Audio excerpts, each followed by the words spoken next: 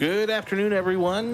Bill Rentschler alongside Eddie Messel in the 1011 Now streaming studio. Eddie, hard to kind of believe it. Again, we did this on Monday with Kevin. It is football season. Doing it again today on Thursday. We finally get to see a little live look into practice a today. little peek in there. It's the first 40 minutes. They're mostly stretching and running around, not doing a whole lot just yet. 40 minutes is a long time, though. We don't always get that much time, so 40 minutes is pretty. Well, and we get to put eyes on players after a winter conditioning program, which was new to them. So we get to kind of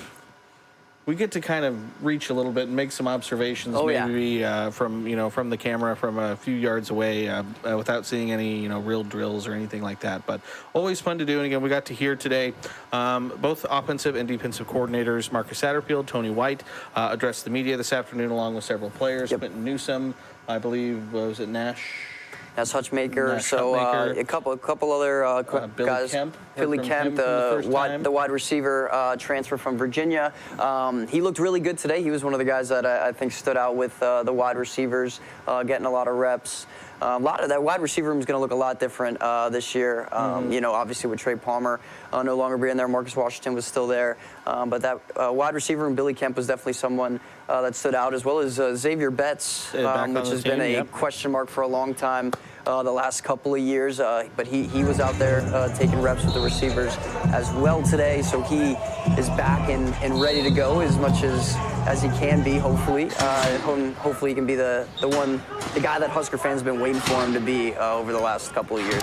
And so right now we're watching, again, this is video you and some of the interns shot this morning from practice. Again, look at Jeff Sims there. Look at Jeff Sims there, quarterback transferring in. Marcus Satterfield in his interview, someone asked who was taking the majority of the reps with the ones. There's been speculation that because Casey Thompson, Logan Smothers are missing the spring, that Jeff Sims would have a majority of the repetitions with the ones.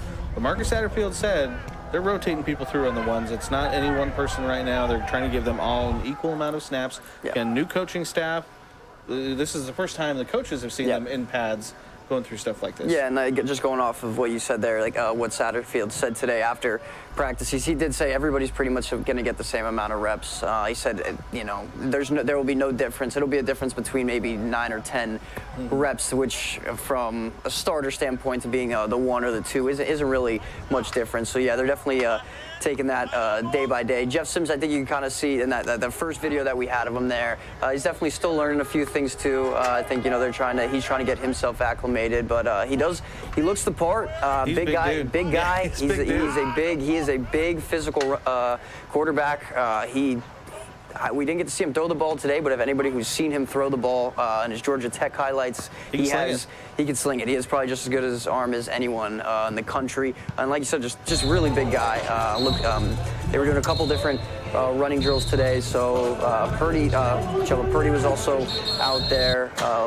We saw Torres. You see Purdy right there. He looked pretty healthy, ready to go. He was talking about how he's felt a lot better last week. So a little look into the quarterback room. Again, kind of weird without Smothers or Casey Thompson taking the snaps this spring. It will be an interesting spring because, as you just said, again, there's no Casey Thompson, there's no Logan Smothers.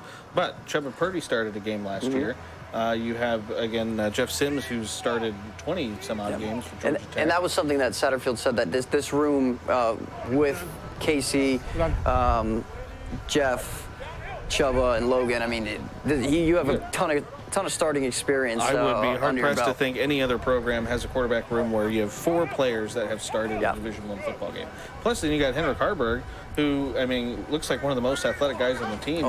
That alley-oop dunk. Matt Rule said he might be the fastest guy on the team. Harburg also said, I don't know if you haven't talked about this on Monday, he also said that he was open to switching positions. I don't know where he would end up. They're loving their tight end room right now and everything involved with the tight ends. That was a big topic of discussion with Satterfield today, too. That tight end room is insane. There is people all over the board, guys moving to tight end. Arik Gilbert, the transfer from Georgia, we got our first look at him today as well, and he is another very big human being. Satterfield was 270 or 280? 270, 280 pounds. I mean, that's, and you tell me that weight, I'm thinking you're a defensive lineman or an offensive lineman. And he is fast. He's fast. He's athletic. He's got great hands, according to Satterfield. So they're really excited to get him involved. You could tell he was another guy kind of just trying to take things in a little slow in this first week. Just, everyone's trying to get acclimated, especially the transfers on top of the new coaching staff. But he was somebody that definitely stood out just from the eye test today. If you were looking around it at different guys. Some other notable things from today. Tommy Hill was at practice. And he was suspended the first day. Yep. So a lot of people, that was a big question mark was Tommy Hill going to be there? No Anthony Grant. But Anthony Grant was at Pro Day yesterday. He was at Pro Day, and I don't think it's going to be, again, a big issue moving forward. I think it's some academic things, and, once he kind of gets his stuff figured out, we'll see Anthony Grant back on the field.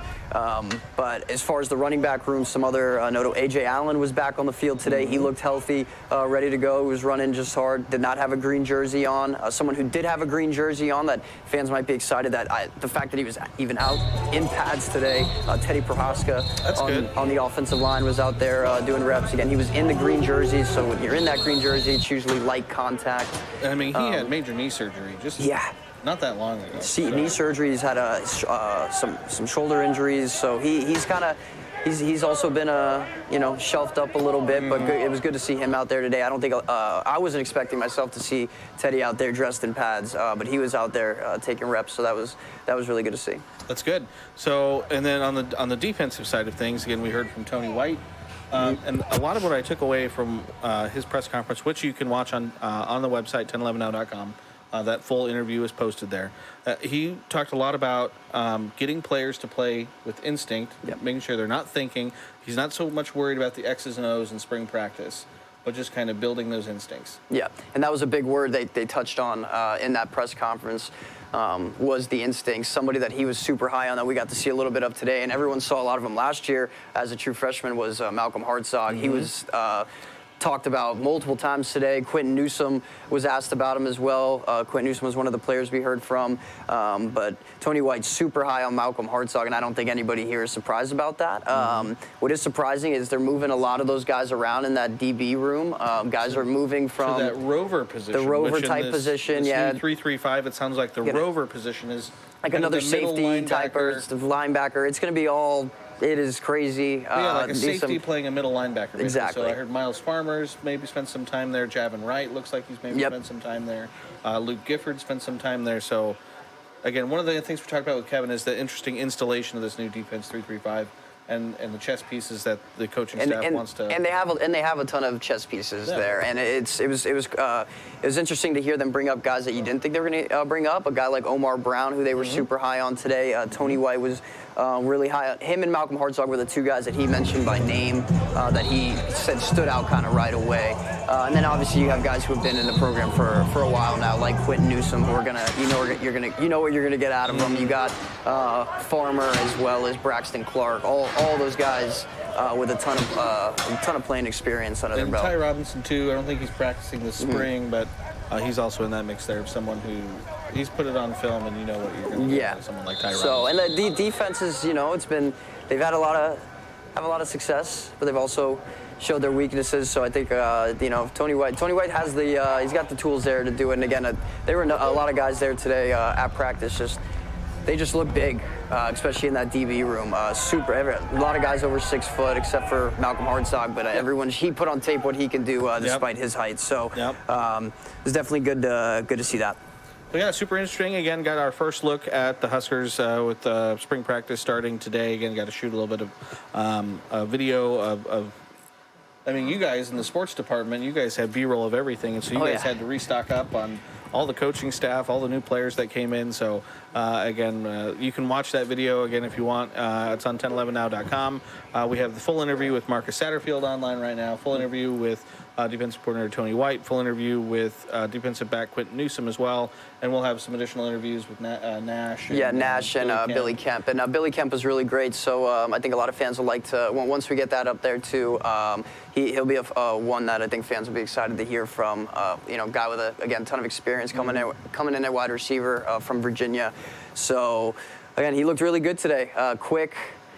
him, Tommy Hill, and Xavier Betts all were also interesting take here was they were all practicing catching punts today. Oh. So I know Xavier Betts is somebody that has done that in the past, as well as Tommy Hill. They kind of worked him in there at one point, so he was doing that as well today. But for the most part, Tommy Hill going to be a DB. Well, and one of the interesting things too that got brought up today that I want to mention. There are no, if you look at the Husker roster right now. No single-digit numbers. No single-digit numbers on the Husker roster. So you can pull up Huskers.com right now, and you can see that. Which made it a little different, especially when you're shooting and you're looking for guys like Quentin Newsom, who you're expecting to be a number 6. Hill, number 0. Marcus Washington was number 7. So a lot of guys that you were, you're looking for that have been veterans that you knew were coming back that had a single-digit number. You're kind of looking for a new number. So that makes today a little hard when you have limited time to shoot and you're looking for guys who have changed numbers completely. But the reasoning for that is so the numbers 1 through 9. It's something Rule has done in the past at other stops of his. You have to earn the right to wear a number 1 through 9, and it's those hardworking.